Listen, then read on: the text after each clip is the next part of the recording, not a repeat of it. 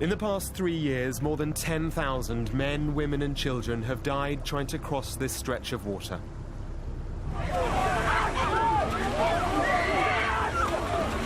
Migrants. People. Each one had a story, a hope, a dream. Over just 6 days, we'll witness the intensity of the rescue attempts, the helplessness of the migrants, and the hopelessness of the effort to end the crisis. Keep breathing, come on, come on.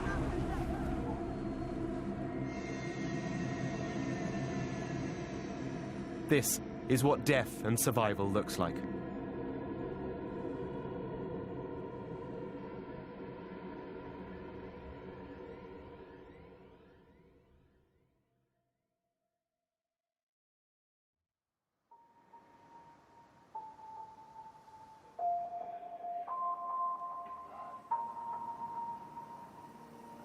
As a journalist, I've reported on almost every aspect of this continent's migration crisis. Everything except the most dangerous part of the migrants' journey, the sea crossing, where thousands are saved and thousands die. There is a calmness to our early morning departure. The sea is flat and the air warm. There is apprehension and there's adrenaline. We're traveling with rescuers, medics and sailors. On board the Topaz Responder, a floating ambulance. They know their roles and they know the challenges too. But the next 6 days will be among the hardest they've experienced. This swell comes in, both the vessels make like this, they can... you get a crush injury? This, not to happen again. That is the most important. And we'll be with them through it all, as observers who become participants. We can work around what you advise. And then we can work around too. We'll see how bonds are formed between us all and with those who'll be saved. If we did have a case like that, we come alongside and the stretcher could actually be taken from the foredeck or the aft. Because in the end, this team of professionals are just people saving other people. Malta is the ship's base. From here, we're heading south towards Libya. It's from this war-torn country that so many thousands leave looking for a better life in Europe. Smugglers bring the migrants together on the beaches of towns dotted along the coastline. But few of them are actually from Libya. The 300,000 who've made this journey in 2016 are from all over Africa, the Middle East and beyond. They've travelled to Libya because that's the gateway to Europe, and in this lawless place, no one is stopping them from coming.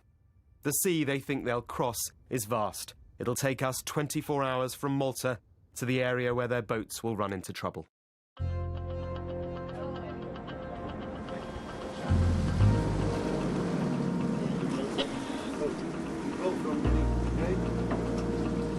The journey south is the time for the crew to train and get to know each other. To kind of bring me in, try and bring me in round the back. We recover the casualty first. Somebody always needs to look at that person. There are 3 teams here, and they've not all worked together before. The Topaz crew run the ship. Men from Tanzania, Russia, Ukraine, Poland. The medics are from the Red Cross, a doctor and her nurses. Swimmer away! And the rescuers are the backbone, MOAS, the Migrant Offshore Aid Station, a charity. They don't make a profit, and they're not political. My name's Nicholas Romanuk. I'm the able seaman, so crew on the FRDC, and rescue swimmer. So when we have a rescue, I go on board the rescue craft, and if someone needs to board one of the migrant vessels, the on-scene coordinator can give me the green light, and I'll go on board and start stabilizing the vessel and keeping people calm. For the rescuers like Nick, there is an anxiety to this downtime as we head south, because he knows what's to come. When we have rough weather like this, it can be pretty quiet for a couple of days. The problem with that is that people will then everyone who wants to leave, they start kind of piling up on the beaches, and they'll all leave at the same time. So that can mean up to 20 boats, maybe 30 boats. I think what some people were coming across last week was, I think they had 6,500 people in one day.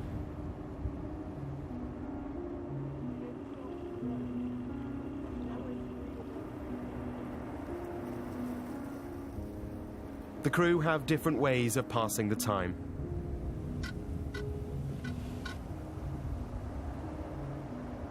It's the fish.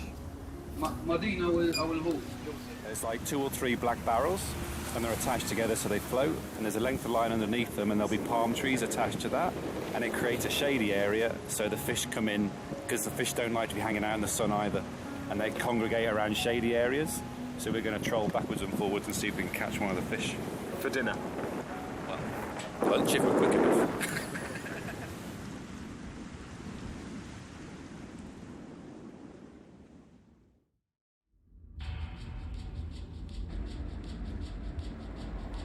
We calculate 7.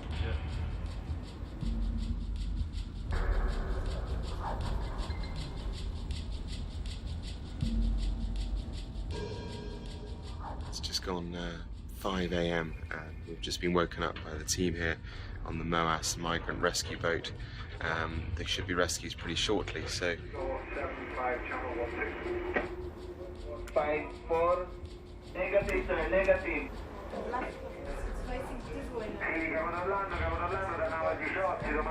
Can you tell us what's going on? Yeah, so we had a report on the radio. Italian Coast Guard or naval asset called up probably a tanker in Libyan waters who's reporting that there are some rubber boats around them.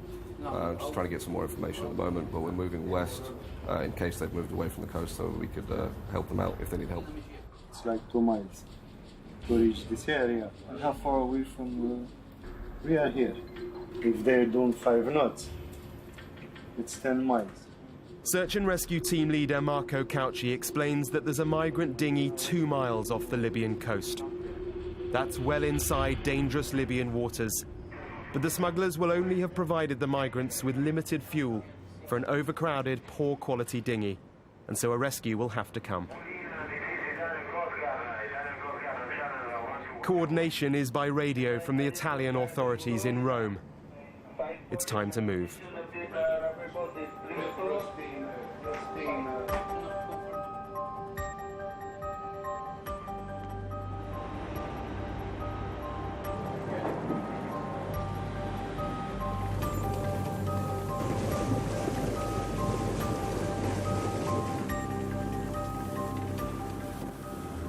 It's only when you come face to face with the migrant boats that you realize just how crazy, how dangerous and how desperate this whole thing is. The red drum at the back of the boat is their fuel tank, so that's an open fuel tank basically. It's not enclosed, so those drums are just full of neat petrol.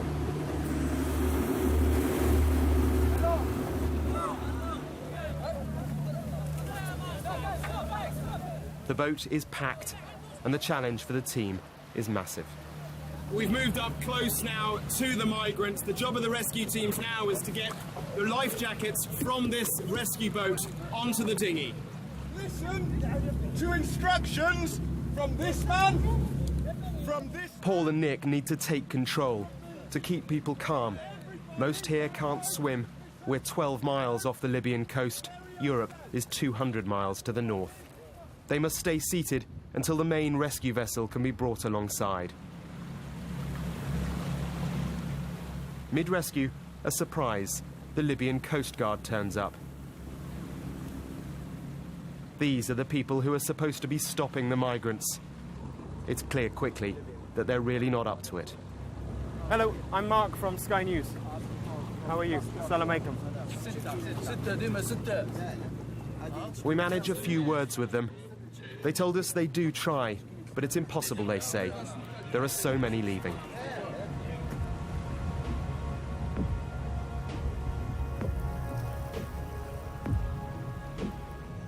This is what a good rescue looks like. No one died, no one was injured. Please stay seated. We will make line by line, okay? Okay, tamam? They're checked, and within a few hours are transferred to another vessel. They'll head to Italy. We're going to take care of you slowly, but you must sit down and wait.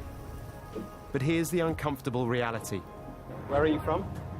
Morocco. Morocco. And you, Morocco? Yes. And where are you from? Pakistan. Pakistan. Pakistan. Huh? Pakistan. Pakistan. Libya. Morocco. Morocco. My nationality is Moroccan. I'm from Libya. Is working. Many of these people have no right to be in Europe. They won't get asylum because they're not from countries at war. They're not persecuted. They're just escaping the hopelessness of poverty. But if they'd not been rescued, they would almost certainly have died. And by the morning, the crew will be faced with an extraordinary challenge.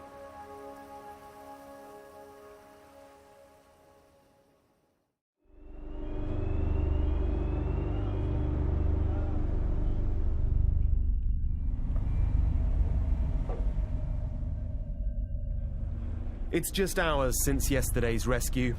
They're out again. The crew of the Topaz Responder have trained for this. But in the darkness out here, everything is so much harder. So much can go wrong. My concern is if the rubber dinghy has been out since yesterday, the whole day, they might be severely dehydrated because they usually leave without water. So we might see severe medical conditions out there.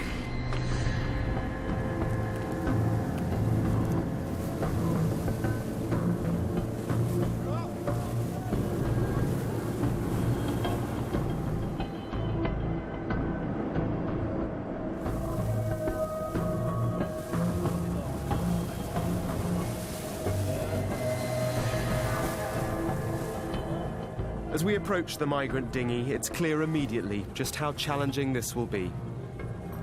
There are well over 100 on board, men and women and babies held high. Bonjour, bonjour. English or French? French? Good. Bonjour. Que vous restez assis, que vous bougez pas. Nous sommes là pour vous sauver. We are here to save you. We'll save you all. You need to stay calm and stay seated. Everybody sit down.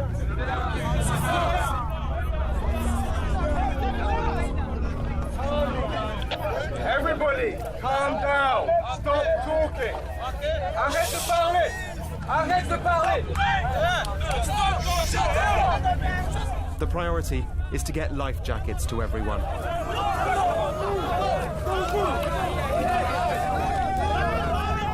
But as the first few are thrown, they all reach to snatch them.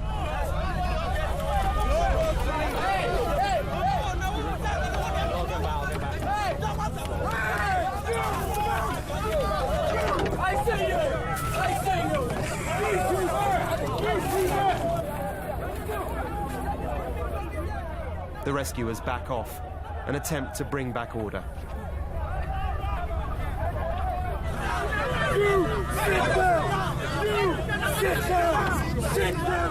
Crowd control. At sea, at night, with people who can't swim and who are terrified. This is almost impossible. Well, the massive challenge for the team here is trying to ensure that everyone stays seated. If too many people get up on that flimsy boat, it'll turn over, they'll all be in the water, and few of them can swim. So after a very tense few moments, Nick has managed to get himself onto the dinghy. He reckons it's going to be easier to calm the migrants down if he's on there himself. Now they can resume the delivery of the life jackets.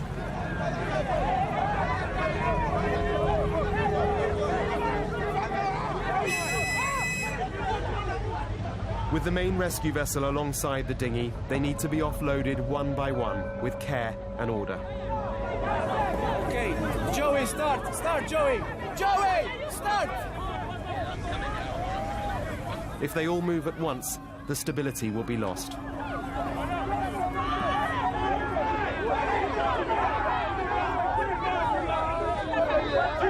The first few are brought off safely, the babies. Do something!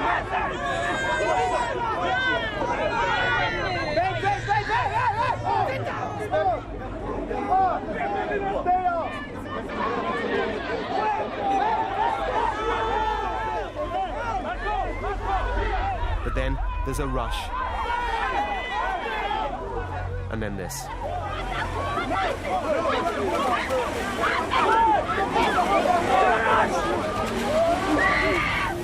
In the water are gallons of fuel from the dinghy, and they're swallowing it.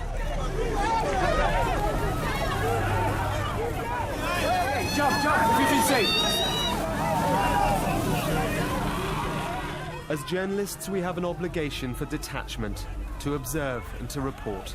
But here, a human tragedy is unfolding in front of us. We are now part of it. Hold my hand. Hold my hand. Keep breathing. Come on. Come on. His name is Abdul Latif. 1, 2, 3. And he survived. Oh.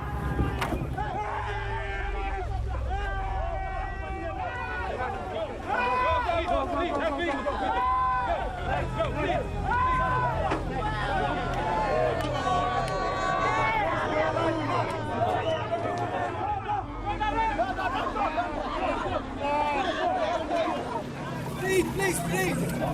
go! Help me! In the chaos, it takes us all a few moments to realise that rescuer Paul Chamberlain is in trouble. Paul! Paul! Paul, give me your hand! Paul! Paul! Paul!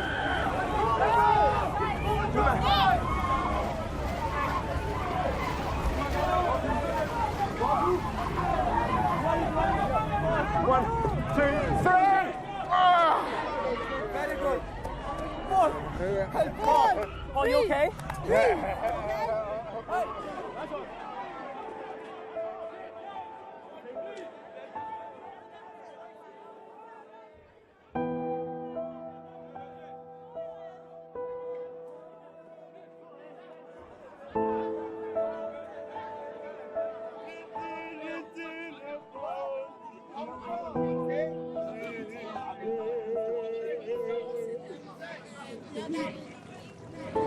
Are you all right? Yeah. A lot of fuel in the water, so I'm very, very conscious that I've taken on. I'm scanning the horizon as we go. Yeah. Hey, stay here, wait.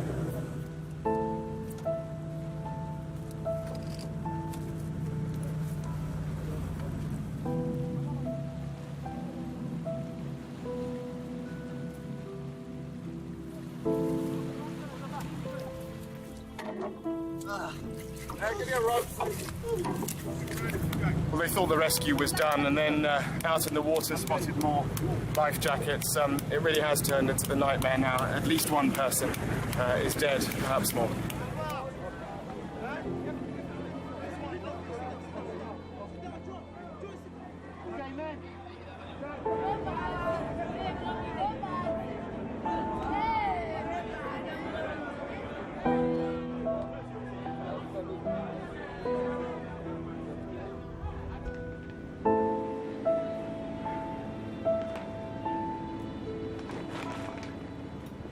How do you cope with it? By smiling, man. And saving more people.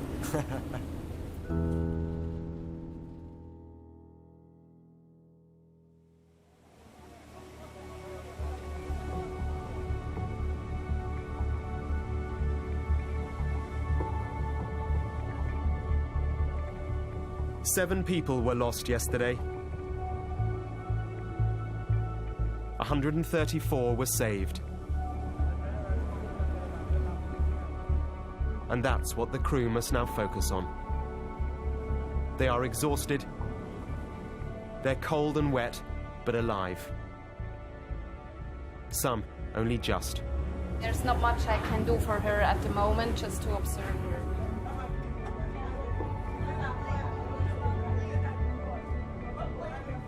The 6 children all survived. 3 babies with their mothers, an older boy too.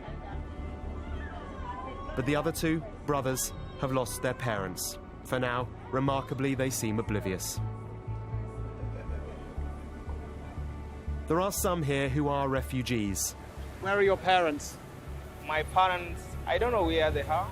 No, my mom is in the camps in Ethiopia, and my dad's, I don't hear about him.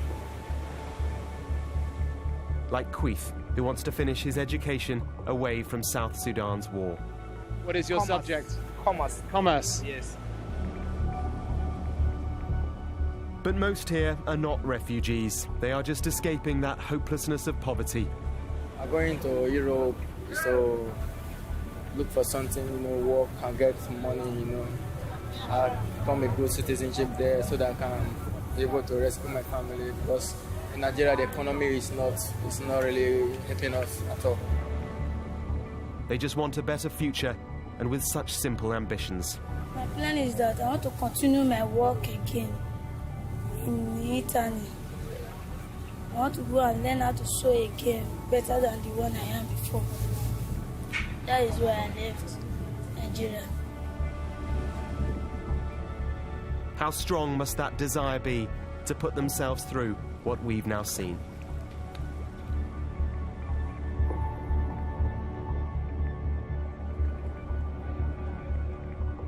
"24 hours later, they're in Europe.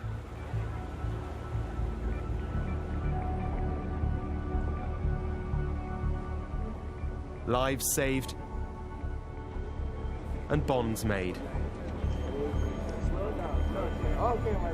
But their journey, their recovery, is far from over. Some will get asylum, some will be sent home. Many will disappear into an illegal limbo. Europe's ability to deal with such an extraordinary movement of people is failing terribly. But those who choose to save lives won't stop. If people could see the reality, could actually be out here, I think if they saw the reality of the human side of it, the human suffering, then they would they'd jump in and help out as well, for sure, regardless of what they think sitting at home now.